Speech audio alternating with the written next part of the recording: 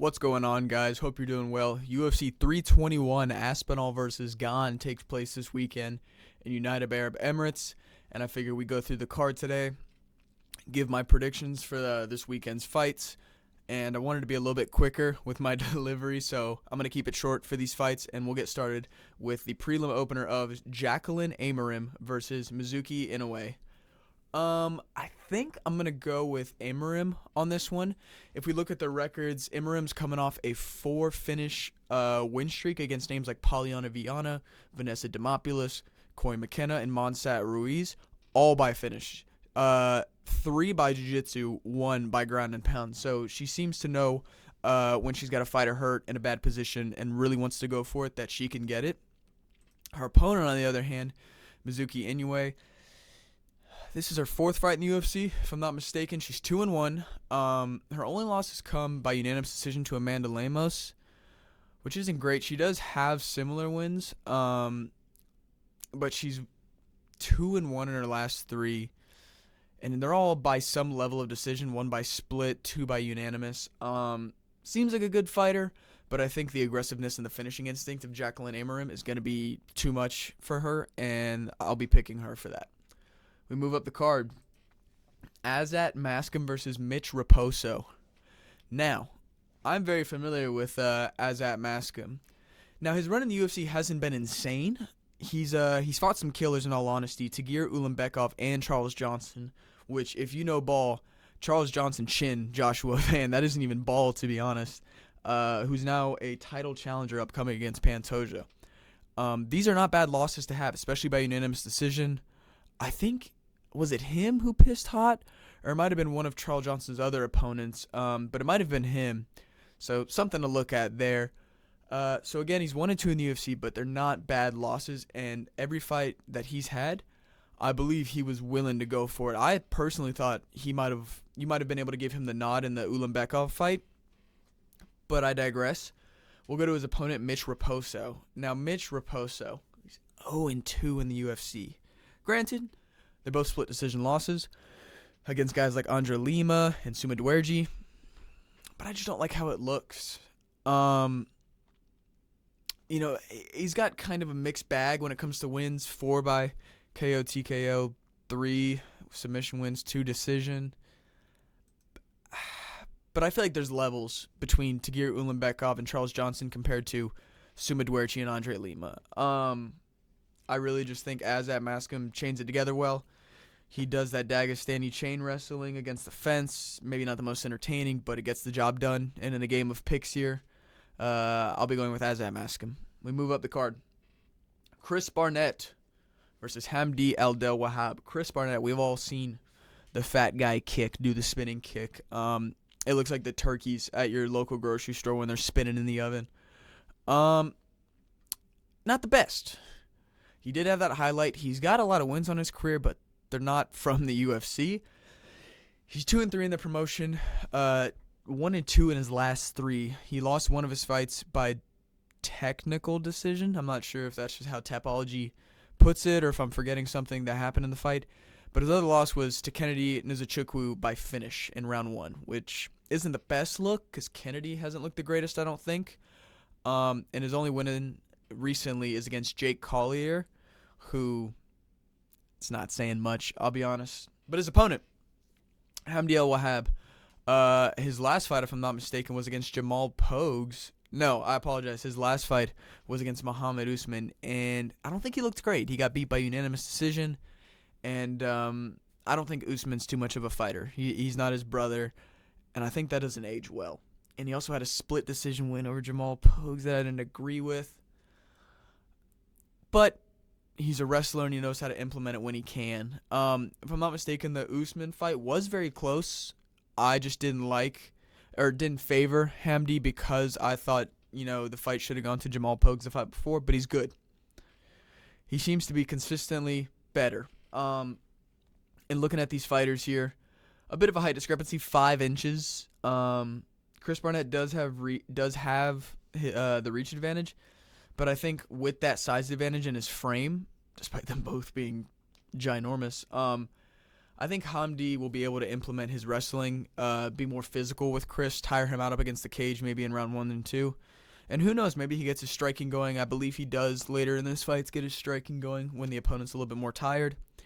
And, yeah, I think he'll be able to overwhelm, maybe not finish, but to a decision, beat Chris Barnett. Chris Barnett hasn't looked great. He looks like he's content to give up when things don't start going his way. He doesn't really try to just go for it. I might eat my words on this, and the experience of Chris Barnett comes back, but I'm picking Hamdi for this one. We move on. Up the card, Nathaniel Wood versus Jose Miguel Delgado. Nathaniel Wood, pretty darn good, I'll be honest. 21-6, 9-3 in the UFC, not bad.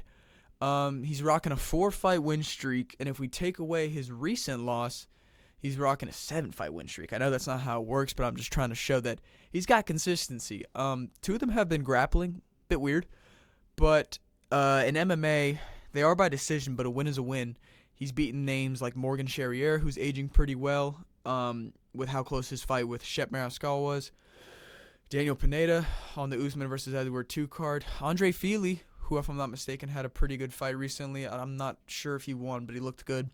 Charles Jourdain, who looked amazing this past weekend, hitting a nasty flying knee on Davey Grant and finishing him with that signature guillotine that he goes for. And there's more names to add, but I'll stop there. His only loss was to Muhammad Naimov by decision. So I think he's pretty consistently good. Now, his opponent, Jose Delgado, he's not too bad of a guy himself. He's a bit younger in his career compared to Nathaniel Wood. And, let's look at his career. He's got 6 KOs, 4 submissions. The guy doesn't like to see the judges. And it looks like it's usually by strike. We got wins over Hyder Emil, Connor Matthews, Ernie Suarez, Lucas Fira. These are pretty good wins to have at the level that he's at. There is a bit of a height discrepancy, 5 inches. Only a 4-inch reach disadvantage for Nathaniel Wood. But if I'm not mistaken, Nathaniel Wood goes for it. He's a dog. He never counts himself out, and he constantly keeps that forward pressure. Jose Delgado could find the strike, but it looks like this is a pretty big jump up in competition, and I think in this instance, Nathaniel Wood's experience and his confidence going into this, running off of a 4-fight win streak against some pretty good names, I think that'll carry him through this fight. Probably a decision win. I'm not really predicting how the fight's going to end here, but I felt like I should just add that on. I don't know if this will be finished. If anyone has the better finishing chance, it's Delgado, but I believe in Nathaniel Wood on this one. We move up. Walter Walker versus Louis Sutherland. For some reason, this fight is not letting me display it all the way, so I'm not going to know stats, but I've done some amount of research. How professional of me. I'm riding with Walter Walker, baby. Huge fan of Walter Walker. I'm a jiu-jitsu guy myself, so seeing him actually be able to hit some filthy leg locks, heel hook signature in MMA, where it's actually laughable when somebody goes for a leg entanglement, it's impressive, and I like it. His opponent, Louis, though, if I'm not mistaken, this is his UFC debut. Former PFL champ, but it looks like he was 1-1 in that promotion. And PFL champs and even PFL fighters coming over to the UFC haven't aged recently well.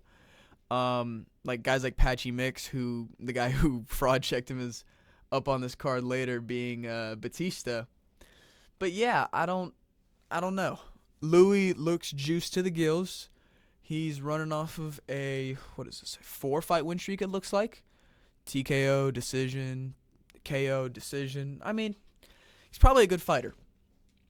But the UFC is different level. Despite Walter Walker being ranked 15, that's showing how shallow the heavyweight division is.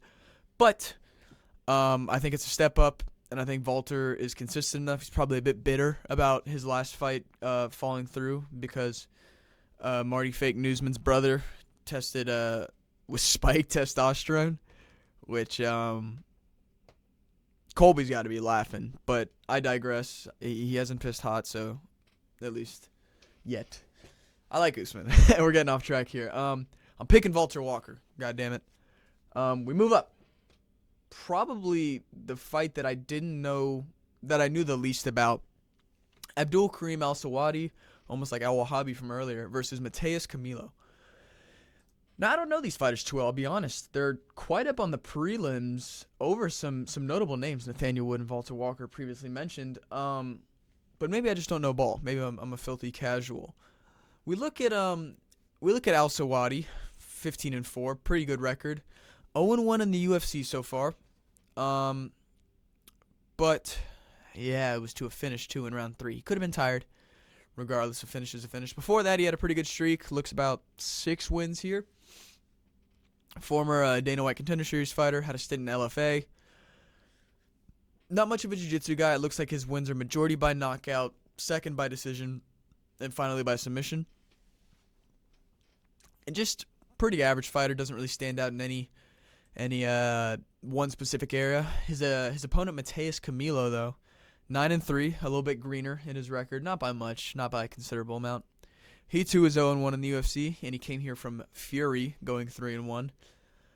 Looks like Abdul's record a bit. Primarily the KO, then the decision, then the submission. So probably just more so stand-up guys. I could see this one going the distance for sure. But we look at the record of Camilo. He did lose his last fight by rear naked choke against Gabe Green, but Gabe Green's not half bad. And before that, he was riding a 6-fight win streak, most of them by finish of submission or, KO. That looks good. That does look good. Both of them are coming off losses. They're similar in height. As we see here, Mateus Camilo doesn't have any length of his limbs. He'll be rolling around the octagon. This will be definitely an interesting fight. We're going to go with... Gosh, this is such a nothing burger. I'm going to go with Abdul Karim. I'm going to be blatantly honest. I see this fight going to a decision, and estamos aquí. So the judges are going to... I don't know if this is within my OBS screen, but we're going to be at the United Arab Emirates. And if this goes to the judges, I don't know. If you're in your homeland, the judges are going to favor you. We saw it at UFC Canada. It's a factor you have to take in. So I'll be picking Abdul Karim Al Sawadi by decision. We move up. Ludovic Klein versus Mateus Rebecki. Now, this is going to be a banger. Both guys coming off losses, but that doesn't mean they're bad fighters. They're actually quite good, in my opinion. They're always willing to bring it. We'll look at Mateus Rebecki first. 20-3. This guy's good. Always goes for it. He's a finisher. 9 KOs, 7 submissions, 4 decisions. He likes to end the fight. 4-2 in the UFC. 1-0 in Dana White Contender Series. He is 1-2 in his last 3. But he lost to Chris Duncan by unanimous decision. He lost to Diego Ferreira by ground and pound, but Diego's a good fighter, man. He went to war with Mytek Beck Oralbly, which, I don't know, I'm an Oralbly fan, so I don't want to speak on that. He's good. He's got finishes. It looks like he goes for it during and before his UFC stint. And he's got quite a good record, 20-3. That's really not that bad. Does have quite a disadvantage in reach in his legs and his arms. Same height, but quite difference in reach. I don't like how that looks. His opponent, Ludovic Klein, though, 23-5-1. Pretty good record. Same setup. Majority 9 KOs, then 8 submissions, and then 6 decisions. 7-3 in the promotion with previous fighting in Octagon MMA, which is shown to be a pretty good European circuit. 5-0 in there. He, in his last 3, has gone 2-1 and has had quite a few wins before that. His last loss was to Mateus Gamrot by decision. Mateus is good. I don't care what you say. Oliveira is just that guy. But Mateus is good. He beat Arman Sarukian. Now, obviously, I understand that fight was stupid close, but a win is a win. I like how that looks. Before that, he beat Ignacio Bahamondes, who, if I'm not mistaken, just had a fight with Fiziev not too long ago, unless I just am thinking of the wrong guy. But Thiago Moises, AJ Cunningham, Roosevelt Roberts, these are good wins. And especially with that reach advantage, I think I'm going to pick Ludovic. I'm going to pick Ludovic Klein to get the win over Mateus Rebecki. Next fight, Ikram Aliskerov versus Jung Park. I like both of these guys. Ikram's fun, has fun fights. So is the Iron Turtle. We all love his dance he hit. I'll be honest. Pretty similar records. I say that, but 4 more losses on the side of Park. Pretty similar height. I think I can get away with that. And reach. So no sizable advantage for either man tonight. The odds aren't out yet, so I can't really base anything off of that. But just off of what I've seen alone, Jung Park has had some pretty tough nights out, even when he's won as of recently. I think he might have lost a decision or even got finished. Whereas I think Ikram has looked kind of good. They are both coming off of wins. I'll give them that. But I feel like Ikram got a nasty knockout like last year. I'm really blanking on the name here. But just looking at this fight alone, my gut's saying you want to go with Aliskerov.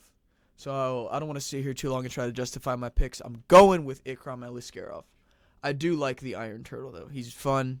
Fight's fun. He's willing to dog it out. I like both these guys, but Aliskerov, let's go. Last fight on the prelims. Nasrat Hakparas versus Quillian Salkild. This is another tab that won't let me open for some reason. But I have my pick.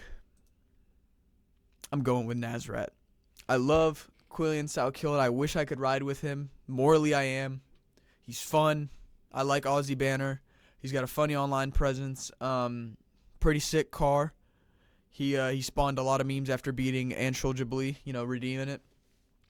But come on, man. This is a pretty big jump up. Anshul Jabli to Nasrat Hakparas? I mean, come on. Nasrat, I'm not sure if he's ranked, but he's proven to be a pretty tough night out for anybody. I think his last fight was a win over, let me see, Esteban Ribovic, who I didn't think, and Jared Gordon. His last 2 fights were split decisions that I didn't agree with either. But, those are good names. And Esteban's looked good since. I think he won a decision recently. I don't know about Jared Gordon. Before that, Jamie Malarkey, TKO round 1, which, not the greatest one when he got it, but I think Malarkey won not too recently, so I guess it's aging well. And Landon Quinones by decision. So he's got some good wins on his record, and I really do like Salkild. Think he's funny, but he's green, man.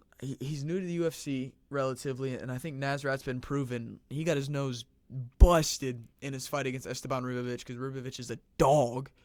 And he thugged it out and kept going and won that fight, and I gotta respect that, and I can't just sit here and act like because I'm a huge fan of Salkild that he'll just somehow get it done. If Salkild is just that guy and chins Nasrat early, maybe with a 1-2 or a filthy combo, I love it. I'm here for it. But I see Nasrat Hakparas winning, and I have nothing wrong with Nasrat. I'm just a huge Quillian Salkild fan, but I think experience is going to show in this one, and that's where we finish the prelims. Moving on to the main card, we open with Alexander Rakic versus Azamat Murzakanov. Now, holy crap, this is a fight for sure. One of the fights ever. Alexander Rakic hasn't had a good. He's 0-3 in his last 3 fights. Yeah, but they're not bad losses. A decision to Ankalaev. He did get TKO'd by the Samurai Yuri. There was a storm, and Yuri's looked great ever since. He just chinned Khalil. And Jan Blachowicz by leg kick TKO, which is just, it's funny because we all know how good Jan's leg kicks are. He was beating up Ankalaev with him. But he's a good fighter, man. He's freakishly huge. 6'4", but he probably could be 6'5" in all honesty. Fast. You see dude shredded to the gills damn near year round. Maybe he's not all mentally, they're tough for fighting when it gets tough. But Azamat's good too. Obviously he's undefeated. Quite the height disadvantage, though. I wonder if Rakic is trying to get smarter about using his range, to maybe jab from distance. But Azamat's good, man. He's had 4 finishes in his last 5 fights, all by filthy, just beautiful KOs. But I don't know. Alexander Rakic, let's look at his wins. Thiago Santos in 2021, which, decent. Lionheart Smith, I don't know if this was curl up in a ball Lionheart. It was 2020, but some other guys before that, not huge names. I don't know, man. I have this perception of Alexander Rakic that he's a good, strong, aggressive fighter, but I'm starting to doubt it now looking at all this information. And just as him as a dog, I don't know where he gets this from. He's 36. Like, how? With 11 KOs. And he's 5-0 in the UFC. He hasn't lost. He beat Alonzo Menifield, Brendan Ribeiro, Dustin Jacoby. I'm going with Asmat. You know what? My gut was telling me Rakic, but we're going to flip. Obviously, Rakic has the advantage of the size, but when you look at momentum, record, reliability, consistency, Mirzakhanov is that guy. He always puts on a fun fight, looking for the chinning. It's beautiful. Yeah, we ride with Mirzakhanov. Moving on.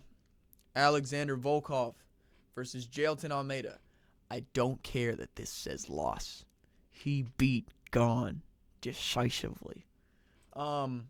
Freakish record. Been around for a minute. Huge. Not a huge weight discrepancy. That's actually kind of insane how close they are in reach, despite being 4 inches in height different when this guy's 6'7". God, Volkov, he's good. He's good, man. Despite it being post-chinning Sergey Pavlovich, Volkov strategically dominated Pavlovich in his fight so much that he rage-baited him at the end. And Jailton's coming off a win, but if I'm not mistaken, it might have been against a fatty. Yes. Sergey Spivak. Sergey Spivak's good, man. Alexander Romanov is fat. Derek Lewis, unanimous decision, but he's fat. Curtis Blades essentially sprawl and brawled and he quit underneath him. He didn't give up on the single leg. He just held it and got elbowed to death. It seems like I don't know. He's a blob beater. He is good, but it seems like when he enters just that upper echelon of heavyweight, the pressure's a little too much. He's a good fighter. I'm not saying he's not good, but I just think there's a huge difference between the top guys, and I think Volkov is a top guy. He's reinvented himself.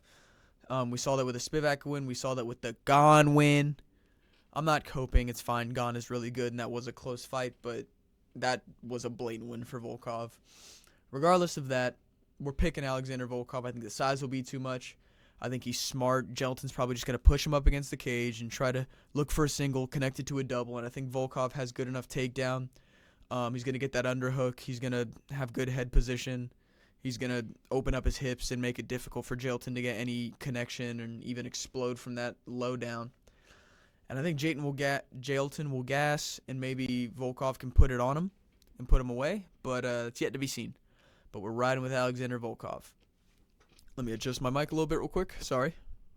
Starting to do that thing where it just falls. Now, Umar Nurmagomedov versus Batista. I don't know who's going to pick Batista. It'd be funny. But no, we're clearly riding on Nurmagomedov. We're picking him to win. Not the biggest fan of him. He whines. I'm a Corey Sandhagen enjoyer. And it was just boring, that fight, and I didn't think he deserved that, and he gets one ranked win, all of a sudden he gets title shot. He loses that and goes, I want another one. It's like, this is the entitlement. But it was a loss to Merab that was close, which is impressive. And Mario, even though I'll never forgive him for what he did to Aldo, his patchy mix when we thought was pretty good, but now we're seeing that patchy mix can't even get past what is it, Jakob Wiklak or something? I say Wiklak like it's German, but he's Polish or something up there. Wiklaks or something. But the win's not aging well. And Batista is a guy who's been a bit up and down before. He's not just all of a sudden hitting his prime, going on this crazy streak. No insane difference between these men. Pretty similar record. Batista does have momentum, but I don't think Umar's confidence is shaken. I think it's probably grown since he saw how close the fight was with Merab. And mentally, he's like, I had a broken hand, blah, blah, blah. He barely beat me when I had a broken hand. So I don't know. I think it's a no-brainer to go with Umar on this, and probably by decision. He has that, one knockout clip? Probably is more. But I just can't imagine Umar. He'll probably dominate. I think Batista's good enough on the ground to not get subbed. He definitely could. Excuse me. He definitely could. But I'm still going to go decision by Umar. Probably a 30-27. But we move on to the co-main event of the evening. Jesus, fuck. Virna Jandiroba versus Mackenzie Dern. This is the title fight of all time. One of the fights of all time. God, dude. I hate this. Is this because Zhang is going up to fight Shevchenko, which is great. But it's like, God, this is what we're left with. I have no problem with these fighters personally, but just this being the echelon of women's fighting. It's just, I've seen Mackenzie Dern battered more times than I've seen her get a submission. Verna's good. Verna's very good. She's running a 5-fight win streak, and her last loss was to Amanda Ribas by unanimous decision, which was 4 years ago. That's aged pretty well. She's gone on to beat Angela Hill, Marina Rodriguez, Lupita Godinez, Amanda Lemos, and Yang Jianan. All great wins chained together. I think Mackenzie Dern is coming off a submission win, but I don't think she has a streak like Jandiroba does. I think Jandiroba's more consistent. She has more aggressive grappling. She's willing to use her strikes. Mackenzie tries to strike and then usually just ends up on bottom position. And it'd be funny if she pulled out some crazy arm bar or got like a back take out of nowhere and got the sub. But I think Verna's a little bit too put together for Dern to get the win over her. And that's really all I have to say about this co-main. It's not the strongest. It's not the most entertaining. There's not a storyline. It was just very, one champ's moving up. Who can we chuck in to fill it out? And there's nothing wrong with these ladies for accepting it, but I as a fan can have an opinion. So we're riding with Jandiroba. Now, the main event of the evening. Tom Aspinall versus Cyril Gane. What would it take? We're going with Tom Aspinall. I haven't disclosed my opinion on the Jones situation on here, and I don't think I should for monetization reasons. I say that like I'm not a brand new channel, but Tom's that guy, dude. I don't care what you say. Like, the UFC just posted, they're like, every Tom Aspinall fight. And the video was like 18 minutes. That's saying something. This dude is consistently finishing guys at the highest level in record time. It's insane.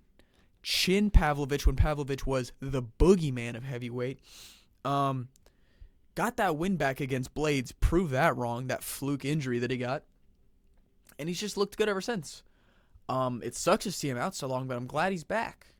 Now, there's a lot riding on this fight because if Tom doesn't get a finish or get the win fast enough, all of a sudden Jones is automatically better, even though he ducked and never fought him. But it's all right. Like I said, Cyril Gane, I don't think he won his last fight. He's a good fighter. He's a great fighter. But I don't think he won his last fight. You know what I mean? And I understand it's an improved Volkov, but Aspinall was able to baby Volkov. And I know Cyril's got that puncher's chance because he's a kickboxer at heart. And I know Tom hangs that chin on the air trying to show off his veneers, but I think Tom's too fast. Tom's too slick. I don't care if Cyril has the reach in hands by 3 inches. Tom's got an inch in height. Similar, records, so that doesn't really say anything. There's no odds yet, unless the UFC just hasn't uploaded it. But I'm riding with Aspinall, man. He's proven consistent. I think he's here to stay for a while. I'll be devastated if he loses to Gane because I'll forever think it was a fluke. I don't think in a perfect world, even though we don't live in one, I don't think this world is evil enough to let Gane win after all Aspinall's been put through. having to wait. He said he did, God, what, like 5 training camps after he kept getting told that Jones was ready to go.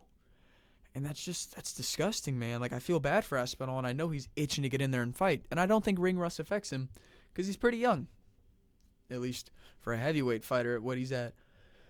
But, yeah, I think Tom's going to look good. I don't have a prediction for the finish or a decision. Knowing Tom, it'll probably be a finish. I don't know if it'll be quick or he'll have to dog it out and get it in the later rounds. But I think Tom's got it, man. He's good. He's great. He'll strike. I understand Volkov had a hard time implementing grappling on Gane because Gane seems to have made strides in his grappling, especially his defense. But I think if Tom wants to take it to the ground, he will get it to the ground and he'll get what he wants. Sorry. He's good, man. He's got fast striking. He's got slick jiu-jitsu. He's got smart IQ. He's got good recoverability. Not even like he's been in any serious danger. And I see him just overwhelming Ciryl Gane. I think Ciryl plays a lot on that kind of kickboxing pitter-patter. Still very dangerous strikes. But he has to find that rhythm. And I think Tom can blitz through that rhythm and just implement his game. Whether it's having to clinch him against the fence to, wear him down a little bit, hit him with patter shots, take away the pop in his shots, the snap. Maybe threaten the wrestling so Ciryl starts thinking about it. I just can see Ciryl getting chin, man. And I think all will be right in the world if that's how this fight ends. I do like Ciryl, but he's just wrong place, wrong time. I don't think he should have gotten this title shot, but it was Jones left. There's a vacuum in the heavyweight division. And they said, I guess. And they gave it to him. I'm not a huge fan of giving out title shots. I'm a huge Justin Gaethje fan, but I'm kind of glad he didn't get the title shot just for sitting there bitching. But we're going with Tom Aspinall. Thank you guys so much for watching. Pretty new to this, so working on my delivery and my cadence with this. Don't follow my picks if you're betting because you only hate me. I don't feel like I'm very lucky with these things come around. But thank you so much for watching. I don't know what video's coming next. Maybe we'll cover the Ilya Taporia, Paddy Pimblett rumors of a title shot.